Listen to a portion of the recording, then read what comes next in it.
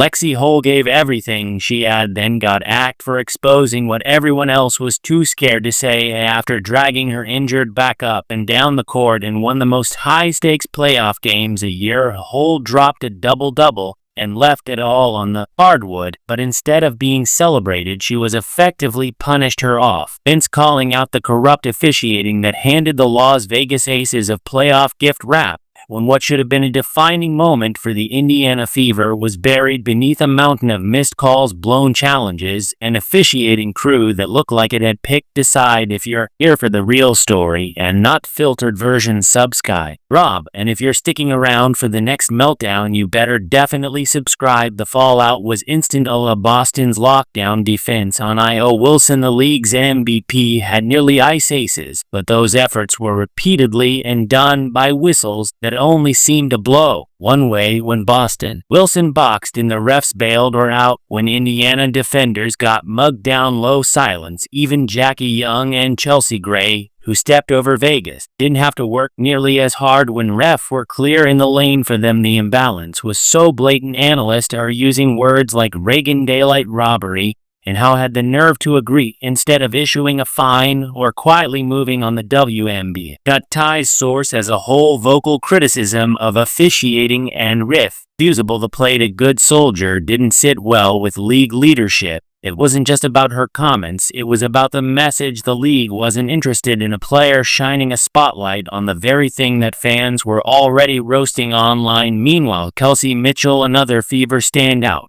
had a watch your team best chance at postseason glory collapse under the weight of whistle manipulation. Game momentum swung wildly after every blown call, and Fever's energy turned into visible frustration. Over 17,000 fans packed into Gainbridge Field, hell for game, for not just to see a win, but a witness a comeback in the face of injustice. How had been embodiment of that fight, sacrifice in her body, refusing to fold and demanding accountability when others stayed quiet. That made her dangerous. Her firing wasn't just about keeping players in line, it was a warning shot. Every athlete thinking speaking out. What started as a gritty playoff series has now exposed a deeper rot, holes out, and confirms what fans feared, calling out corruption in the WNBA. Doesn't lead reform, it leads the removal. And while Indiana for to reclaim their respect on a floor, it's clear that no amount of hustle can overcome a rigged system when the league itself refuses to face the mirror. This wasn't just a playoff series, it was a war between grit and politics, between underdogs and powerhouses, and between truth and the broken system that tried to silence it. And at the center of that storm is Lexie Hull, battered, hurting, and absolutely unrelenting. Game 3 between the Indiana Fever and last week Gus Aces sure been remembered as the night house a minute herself in franchise history, playing through a brutal back injury. He gave everything: 16 points, 10 rebounds, critical three-pointers. I kept Indiana alive. Her body told her to sit down. She refused. Her team now needed her. She showed up. That kind of performance, that's the stuff of legends are made of. But instead of being the story, Lexie Hull's buried under a wave of controversy, bad calls, and league silence, shouldn't just walk away with bruises. She walked away questioning the integrity of the game itself, because what happened and in that series was bigger than one player. It was a public unraveling of officiating, so biased, so blatant. Fans and analysts across the board were calling it what it looked like: corruption. The officiating in Game 3 was a disaster: missed calls, uneven whistles, and a failed challenge review that erased Indiana's momentum in real time. Every time the Fever built steam, the referees stepped in, fouls called on clean plays, challenges ignored, and every questionable decision, it seemed to benefit the Aces. People weren't subtle about it. Fans caught it: daylight robbery. Analysts called it rigged. And on the court, the Fever, who will claw their way back from injuries and setbacks all season, looks done, not by Vegas's skill, but by the constant interference of the officiating crew. This wasn't just a game being played, it was being controlled. I.O. Wilson, the reigning MVP, was locked down by Indiana rookie league Boston. That's not opinion, it's fact. Boston was everywhere, contesting shots, cutting off drives, disrupting plays. Wilson had won her worst shooting night of the season, and the stat sheet reflected it. but you wouldn't have known that from the outcome, because every time Indiana made to stand, the whistles gave. Egg is another chance. To be clear, no one is questioning the Aces' talent. Jackie Young and Chelsea Gray stepped up. They earned buckets, they made plays. But the momentum of the game, the rhythm, the flow was dictated by refs, who never let Indiana settle. Every close call leaned one direction, or every challenge seemed predetermined. It wasn't as bad officiating, it was manipulative. And through all this, Lexie Hull kept playing. She'd go for loose balls, she hit contested shots, she lived down the court, and still found ways to contest on defense. Her back was shut, but she didn't care. That game and too much, that jersey meant too much. And when a final buzzer sounded, despite everything working against her, she had become the heart of Indiana's fight. But a reward, allegedly being fired from the league, let that sink in. A player who played through injury, a player who never stopped competing, a player who after the game voiced the truth about what happened, gets dropped, and not was in public farewell or thanks for a sacrifice. She was silenced quietly, abruptly, like she was a problem. Her real mistake, speaking up, calling out the officiating for what it was, making noise, and a lead that clearly didn't want anyone shaking the table. Because when Lexie Hull pointed out the inconsistency, she wasn't just venting, she was exposing a pattern, a system where officials could influence outcomes without oversight, a system that in that series made team earn their points twice, while the other coast. And on whistles, the missed challenge. Game 3 wasn't just a glitch, it was the breaking point. That was the play that shifted entire tone. The crowd knew it, the broadcast knew it, the fever bench erupted. It was momentum killer, a decision so obviously wrong it could have been reversed with basic replay. But nothing happened, no explanation, no accountability, and fans didn't forget. When Game 4 came around, Indiana wasn't playing for when they were fighting for dignity. Over 17,000 fans packed into Gainbridge Fieldhouse. The tension in that building wasn't his playoff nerve, it was defiance. The crowd had seen what happened in Game 3. They weren't going to be quiet about it. Indiana came out swinging. They leaned on Boston's defense again. They fired up Kelsey Mitchell for speed and scoring, and yes, Lexie Hull far to the paint again. Refusal at Game 3 be her last word. They played like they were trying to reclaim their names, like they were trying to win in spite of the officiating. It wasn't about stats anymore, it was about justice. That game became something symbolic. It was about proving that the sport still belonged to play. Years, not the refs, not the narrative, not the league offices. It was about standing up when it's easier to stay quiet. And it was personal. Hull became the face of that fight. Because when the series ends and a confetti falls, people don't remember just who won, they remember who stood up and hosted tall. Injury and all, but here's the part that really stings. The lead in defender. They didn't acknowledge her performance, they didn't stand behind their officials or dress the backlash, they just let the conversation die. Or at least they tried to, but fans didn't let it go, they called it out. They flooded social media. Yeah, they made noise because sports fans aren't dumb, they know when something's off, they know in a game feels stolen. And when a player like Hull gives everything and gets tossed for speaking the truth, that's not just a bad look, that's a crisis of credibility. The bigger story here isn't just about one game. It's about what kind of league the WNBA wants to be. Do they want to be known for empowering players or punishing them when they speak out? Do they want fans who believe in fair competition or fans who watch with doubt and suspicion? Do they want playoff games defined by effort and brilliance or officiating and controversy? Because what happened in that series wasn't just poor management, it was a message, and the league doesn't address it is going to echo well beyond this. Postseason officiating isn't a side note, it determines legacies, it defines careers, and when it is inconsistent, is one-sided, the entire sport lose his credibility. Lexie Hull deserve better, the Fever deserve better, the fans deserve better, and if this league want to keep growing, want to keep building off momentum of stars like Aaliyah Boston, Caitlin Clark, and Kelsey Mitchell, it needs protect the integrity of the game that starts with transparency, with accountability, and with whisper the voices of players who bleed for the sport. Because when you silence the ones who care the most, who's left to defend the game? Let us know your thoughts in the comments. Was Lexie Lexie Hull treated unfairly is a league losing credibility should the WNBA implement major fishing reform. Don't forget to subscribe from or break of the biggest meltdowns, viral fails, and sports controversy shaking the world. The game may be over,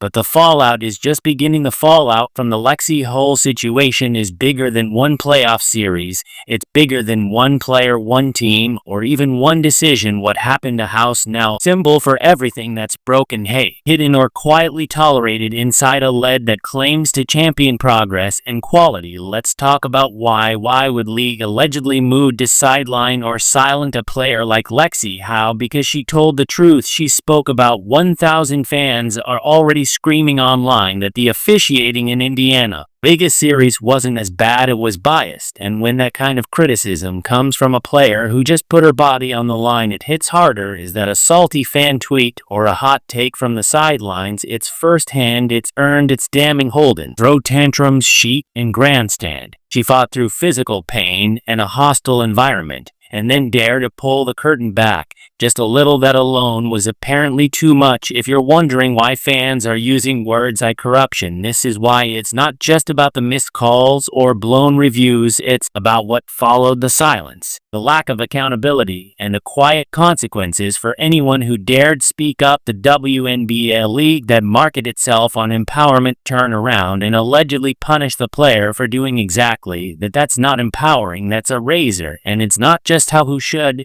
be concerned. Every player in the league just got message: if you criticize the system, even when it fails you publicly and blatantly, you are expendable. It's chilling because what Hull did on that court wasn't just physically courageous, it was emotionally fearless. She stared down MVP's elite scores and a stacked Vegas squad while carrying a back injury. Every step she took her, and she took every step anyway. There are few performances in recent Fever history more inspiring or selfless than what she did in Game 3. 16 points, 10 rebounds, huge defensive stops, game-saving threes that alone should have earned her a long-term sub. But with a franchise, that kind of toughness you build teams around. That instead she's allegedly been let go and shadows the movie's cowardly. And it doesn't just reflect badly on the lead, it reflects badly on every executive who allowed to happen without a single public defense. Is she said something false? Prove it. If the officiating was justified, show us. But no one did that. They just removed her and moved on like it never happened. And the fans, they noticed the cause in that series weren't debatable judgment errors, they were game-altering. Game 3 was swinging in Indiana favor, just as they were finding their rhythm. A critical challenge with blatantly ignored everyone's side. Broadcasters caught out in real time, analysts post-eclipse frame by frame. The replay was clear, the call should have been reversed. It wasn't. Vegas got the ball, Indiana lost momentum. The Fever bent. I was livid, the fans lost it. And the game was never the same. That one call wasn't just a missed opportunity. It was a tone setter. It told Indiana, you're not getting out of the series clean. No matter how you play, the rules won't be the same. Boston dominated defensively. She made life hell for Wilson, who again is the league MVP. Boston held her to a bad shooting night and completely disrupted the Aces' offensive sets. But every time Indiana defended to well, whistle. Every time the Fever tried to run transition, whistle. Every bump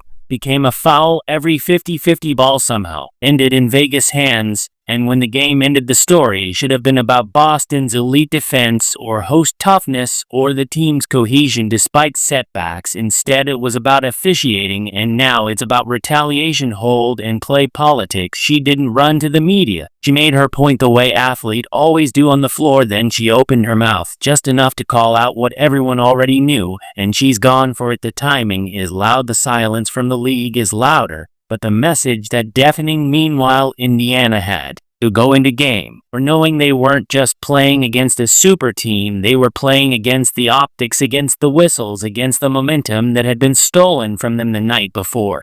But they didn't back down. Cambridge Field half with rocking over 17,000 fans, all of them ready to fight for something bigger than when they weren't just there to cheer. They were there to push back, to hold space for the team that got robbed the night before. And the Fever failed at Boston play like a veteran. Mitchell exploded with Peso still hurting, brought energy that can be measured in stats. Every loose ball was a mission, every basket was a declaration. And you will not break us. That game was about redemption. It wasn't just a must-win, it was a must-prove, and for large stretches Indiana looked like they were ready to rewrite the series. But a shadow what happened in Game 3 loomed large. Because when you lose a game, too bad officiating, you're not just playing games your opponent the next night you're playing against out your play with frustration in your body and injustice in your chest. You start second guessing everything, your timing, your positioning, even your value. That's the damage bad officiating does. It doesn't just affect the scoreboard, it affects minds. And the WNBA is pretending none of this happened. They haven't acknowledged the complaints, they haven't addressed the officiating, they have responded to the outcry, and most shamefully they haven't said a word about Lexie Hull. The only people keep your name alive, or the fans,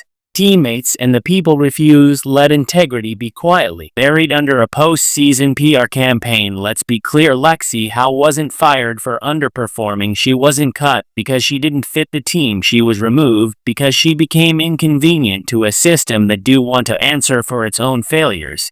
And if the lead think the story's going away, it isn't. Not, and fans are calling out inconsistency. He's not when players are clearly fed up, and not when people like Hull continue be sacrificed. Protect a version of professionalism that doesn't include accountability. This is about more than one series. This is about how leagues handle dissent, about whether players are allowed to speak. The game fails them, about whether sport that build on fight and fairness can survive when fairness is negotiable. The WNBA is standing at a crossroads, and how they handle what happens next will find more than a postseason ill-defined. Whether fans trust the product, whether players trust the system, and whether integrity, some in this league, is really willing to fight for. Lexie Hull gave everything and got erased. Now it's up to the people who watched it happen to decide what that says about the lead they love. Lexie Hull and just walk into a playoff series. She walked into a battleground. She showed up, better, been breakable, and played the game of her life. She didn't complain, she didn't fake anything, she pushed to injury and import everything she had into 40 minutes of basketball that should have been remembered as her defining moment. Instead, it's remember for something else. What the league allegedly did her afterward. Let's be clear, Hull wasn't benched, demoted, or put on the injured list. She was allegedly fired after one most gutsy, high-stake performances of her career, after speaking up about the exact thing that thousands of fans were talking about on social media, after giving it what the whole country saw their own eyes: biased, inconsistent, momentum killing officiating. And now she's gone. Not one press conference, not one farewell post, not a single quote from a league official. No thank you, no explanation. To silence, the kind of silence that feels, and to sentinel, the kind of silence that reeks of retaliation. And the most infuriating part, she was right. The officiating was a disaster. The missed challenge in Game 3 that wasn't a minor error, that was a turning point. Indiana clawed its way back into the game. The Fever had momentum. The crowd was lit. The players were locked in. And then boom, just like that, a bad call was reviewed, and the energy was gone. The Aces got the advantage. Indiana got the whistle. The game flipped, and that one moment changed everything. Hull saw it. Everyone saw it. She just had the guts to say it out loud. The league could have acknowledged a mistake, issued a statement, taken some accountability. But instead they went quiet, then have disappeared from roster. Coincidence? You decide this is a kind of thing that shakes trust in a league. The WNBA wants to grow. It wants more fans, more sponsor, more media coverage. But how can you build a sustainable product when your own players don't feel protected, when referees can tilt the floor, and the only consequences for the player who pointed out it's not just Lexie Hull who loses in this, is the whole locker room. Every athlete who saw what happened knows that they're one honest moment away from being next. Say the wrong thing, question wrong call, challenge the wrong people, and you're out. That's the message. And it's disgusting. The Indiana Fever gave everything this postseason. Through injuries, through setbacks, through adversity, they pushed the championship caliber team to the edge. And at the center of that was a group of players who believed in each other, who sacrificed, who fought. Hull was a core part of that. She wasn't the biggest name on the tee. She didn't have MVP buzz, but what she brought was irreplaceable defense, grit, hustle, and leadership. She guarded assignments, she hit timely shots, she kept the energy high. Every coach won a Lexie Hull, every team needs a Lexie Hull, and yet, somehow the league decided she was a problem. Not the refs, not the bad calls, not the MR view, not a perception of bias yet. Brett sent a chilling message, not just had a fever, but the entire league. Keep your head down, don't speak up, fall in line. Is that what we're doing now? Is this the future? The WNBA, where players who hustle, bleed, and grind for their team get discarded the moment to challenge authority? If so, it's a betrayal of everything the league claims to stand for. This was supposed to be a league built by players and for players, a place where women's voices matter, a league that